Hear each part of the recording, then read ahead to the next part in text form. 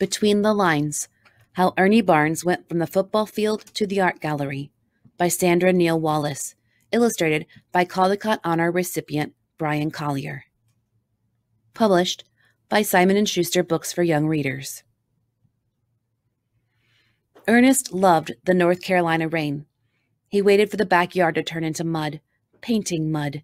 Then Ernest found a stick and painted in the slippery soil. He drew straight lines and curved lines, looped lines and crossed lines, lines that kept moving past his father's new picket fence and onto Willard Street.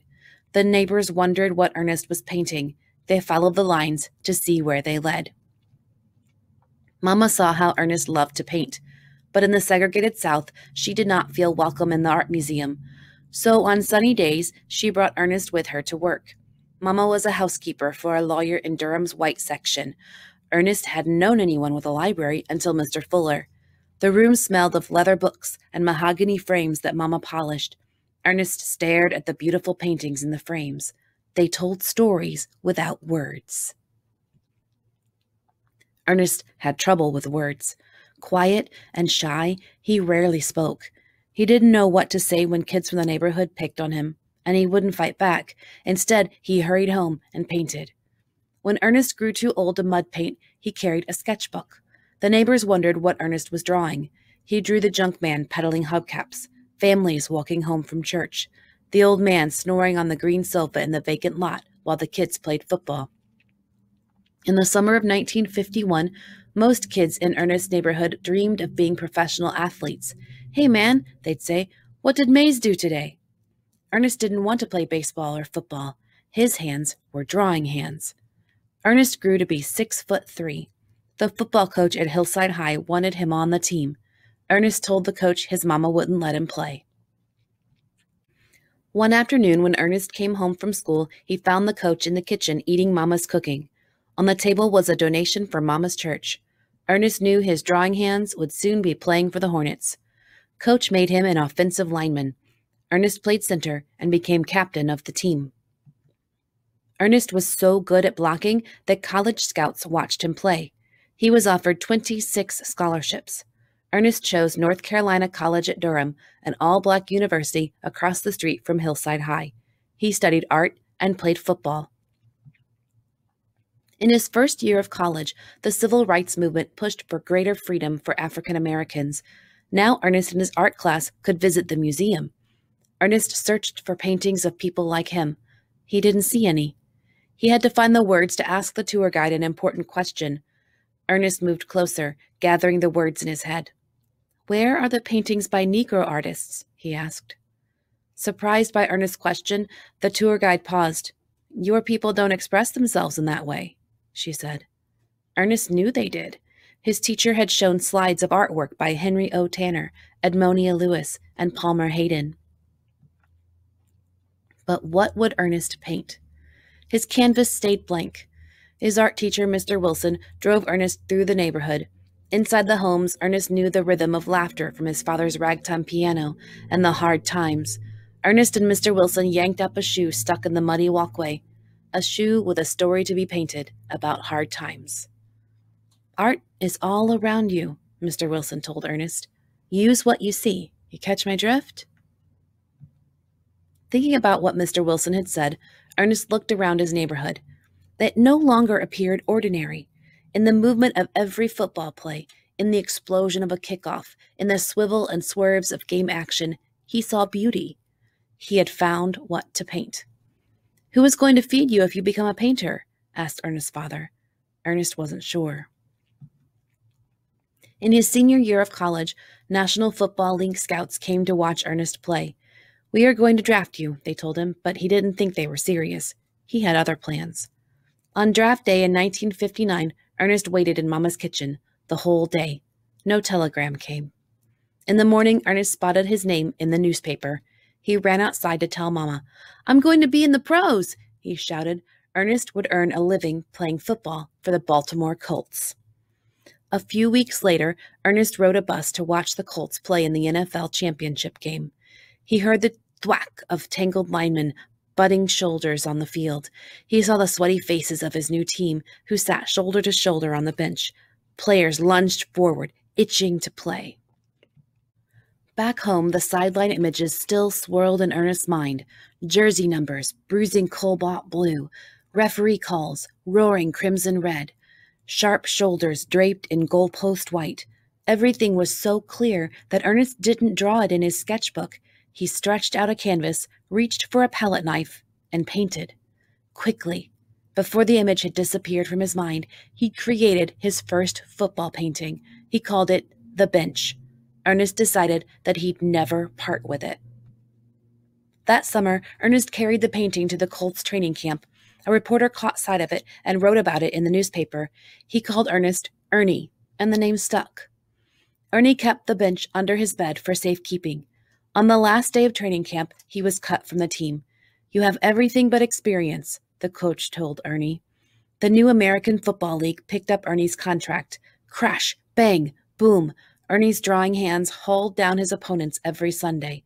His spike-bottomed cleats drew lines in the muddy field, but Ernie's sketchbook remained empty. In a magazine, Ernie read, "I Am a Negro" by Paul R. Williams. "Negroes, wake up," Williams wrote. "Real emancipation lies in your own intellectual effort." Ernie did not want to take his freedom for granted. He thought about his wish to be an artist. Ernie longed to paint, but his fingers were too swollen from blocking. When Ernie broke his hand in a game, a cast was put on so that he could still play. Even so, the coach dropped Ernie from the team. A want ad in the newspaper caught Ernie's attention. "Good salary guaranteed," it read. But there was no guarantee as a door-to-door salesman. Still, he took the job. He challenged himself to learn 8 new words a day. With every doorbell he rang and each door knocker he knocked, Ernie added more words to his list. He sold brushes and cosmetics. Then he told his customers why he wanted to be an artist, and they listened. Playing football earned more money than selling brushes, so after his hand healed, Ernie joined another team. He tucked a stubby pencil and a small notepad into his football socks. During timeouts, he scribbled notes about what he saw on the line of scrimmage, nicknamed the Pit.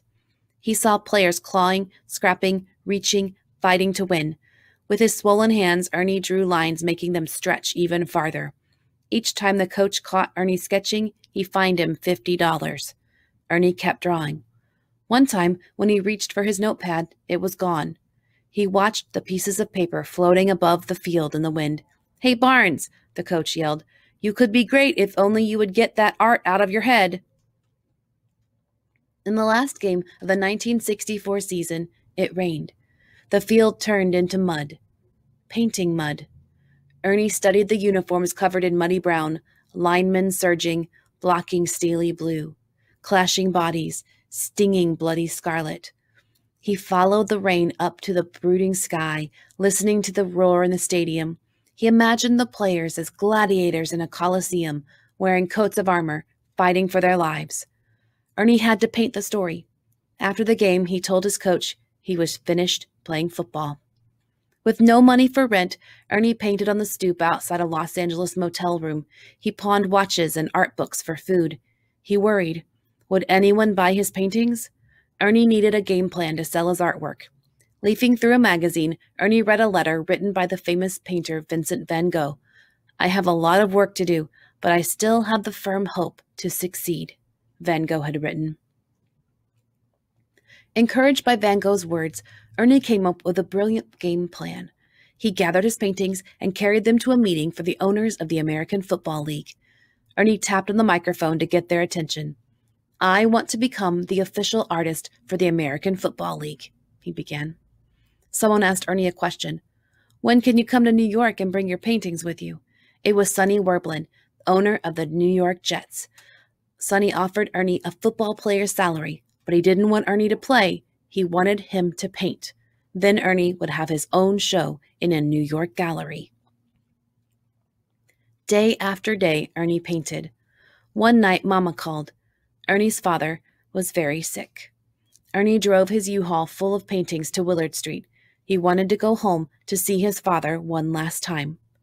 In the backyard, the fence his father had built sagged, a withered gray. Ernie leaned his paintings against it. It was perfect, Ernie decided. Ernie framed his paintings with pieces of his father's fence and drove back to New York City. On the opening night of Ernie's show, the gallery buzzed with activity. Visitors marveled at what Ernie had painted. A woman stuck red "Sold" stickers next to his drawings and paintings. The bench, Ernie's first football painting, was not for sale. Ernie kept that as his own. For years afterward, Ernie's drawing hands painted stories. Celebrities, art lovers, and athletes pushed close to admire his paintings in galleries and museums across the country. One day, school children came to visit the museum in North Carolina. They asked to see paintings by African American artists. The tour guide showed them the newest exhibit. The artist was Ernie Barnes. They saw paintings of flowers growing in cracked sidewalks. They saw football players sparring like gladiators, their hopeful hands reaching for the ball. They saw dancers painted in bright dresses and blue jeans swaying to the rhythm of saxophones glinting gold. In Ernie's paintings, they saw hope. They saw struggle. They saw beauty. Historical note. When I became an athlete, I didn't stop being an artist. Ernie Barnes. Ernie Barnes was born on Rembrandt's birthday, July 15th, in 1938.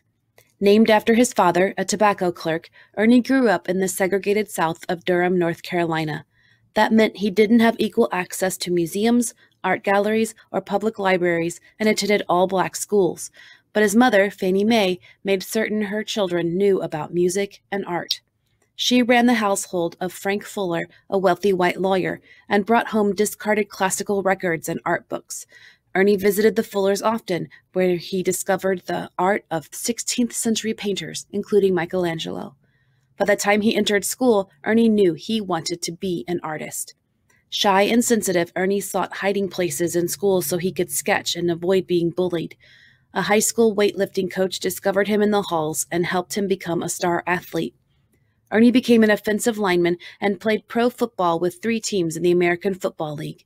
The American Football League merged with the National Football League in 1970. But ignoring his artistic dream proved frustrating. Viewing football as a contest of beauty and grace, Ernie sketched on the sidelines, exaggerating the players' movements and shapes. Ernie's game experience gave his work another dimension. Art critics praised him as America's best painter of sports since George Bellows. In 1984, Ernie became the official artist of the Olympic Games. By then, Ernie was a household name. Elevating daily life with dignified paintings of playground scenes and dance halls, his exhibit, The Beauty of the Ghetto, became the face of the Black is Beautiful cultural movement. The exhibit toured the United States from 1972 to 1979, hosted by politicians and presidents, including Jimmy Carter. The focal painting, Sugar Shack, was shown each week as part of the closing credits on the TV sitcom Good Times. The lead character of the show, J.J. Evans, and his aspirations of being a painter were modeled after Ernie Barnes's life. Sugar Shack, depicting dancers enjoying the rhythm at a jazz club, has been called one of the 50 greatest paintings in American history. When rhythm and blues artist Marvin Gaye saw the painting, he put it on his next album cover. Ernie Barnes has been called the creator of the Neo-Mannerism art movement, but to many, Barnes brought movement to art and elevated the ordinary to the extraordinary. Ernie Barnes died in Los Angeles on April 27, 2009, from a rare blood disorder at the age of 70. He never sold his first football painting, The Bench. It has a permanent place of honor in the Pro Football Hall of Fame in Canton, Ohio. Today, Ernie's work hangs in the museums in Philadelphia, Los Angeles, New York City, Washington, D.C., and Daphne, Alabama. Author's note. As an ESPN sportscaster, I had the opportunity to interview Olympic athletes. Next to their trophies and medals, there would often be posters depicting the Olympic Games. One in particular that caught my attention was from the 1984 Los Angeles Olympics titled The Neighborhood by Ernie Barnes. Like the people portrayed in the painting, I had spent my childhood summers pretending to compete in the Olympics. I didn't pay close attention to who the artist of the painting was until I read about Barnes's death in 2009. His story of excelling in professional sports, yet yearning to be an artist, appealed to me. So did Barnes's perseverance and commitment to developing a blueprint for success in his career choice, despite the odds stacked against him. As a successful sports reporter, I longed to write children's books. Like Ernie's coaches, My colleagues couldn't understand why. After I laid eyes on the bench, my heartbeat quickened. I was immediately inspired by the bold brushstrokes that appear to bounce off the canvas to a rhythm, evoking a sense of purpose and attitude that carries over into all of Barnes's paintings. I became determined to tell the Ernie Barnes story. Within a few years, I'd read reviews of his work and collected a dozen art catalogs and rare photographs from his exhibits. I sourced newspaper and magazine articles dating back to 1959 on the football player turned artist. I read his autobiography, amassed collectible cards, and studied his charcoal sideline sketches. Through interviews, I also collected invaluable personal anecdotes from members of the Ernie Barnes Family Trust. What I couldn't do was interview Ernie Barnes. But some believe that the soul of an artist is revealed in their work. What I see in Ernie's paintings is what he believed, that art has the capacity to change people's points of view. SNW. Being an artist has created in me the desire to continually affirm beauty. Ernie Barnes. Illustrator's note. I had the pleasure of meeting Mr. Ernie Barnes at an art festival in Philadelphia about the year 2000. I found him to be an easy-to-approach, gentle giant, as well as a dignified statesman. As I watched the mass of onlookers who were both artists and art lovers, I realized that we were all connected and caught under the same spell, the art of Ernie Barnes. That art was introduced to so many of us in our living rooms every week through the popular 1970s television show called Good Times. His painting, Sugar Shack, was shown in the closing credits every week. Ernie Barnes, the man, artist, and athlete, has been and still is an inspiration to many successful artists, actors, and athletes today. His journey from childhood with all his artistic gifts and promise, along with growing up in the South in an era of segregation in America with all of its struggles and limitations, opened the door to many. In his athletic years, Ernie found beauty in all of it, and he showed it off to the world.